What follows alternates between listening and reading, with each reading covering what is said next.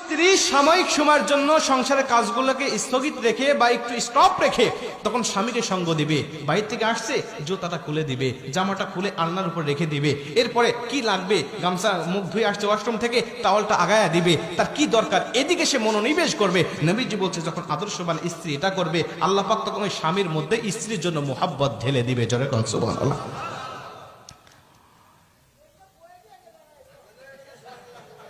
চাচা কি কয়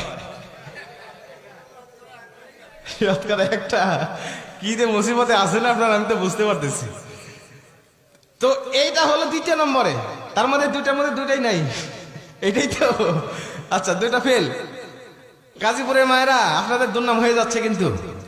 এরপরে 3 নম্বরে নবীজি বলছে যখন স্বামী মানসিকভাবে অশান্তির মধ্যে থাকবে, ব্যবসা বাণিজ্যে লস খাইছে বা কোনো দুর্ঘটনা ঘটছে, কোনো একটা মানসিক ডিপ্রেশনের মধ্যে স্বামী আছে, তখন নেককার স্ত্রী যারা, তারা স্বামীর ভুল না ধরে স্বামীকে মানসিকভাবে তাকে বিভিন্ন সাপোর্ট দিতে থাকে, প্রশান্তি দেয় বা সাপোর্ট দিতে থাকে যে আচ্ছা তুমি যেটা করছো সমস্যা নাই, তুমি ব্যবসায় লস খাইছে তো সমস্যা নাই, আল্লাহ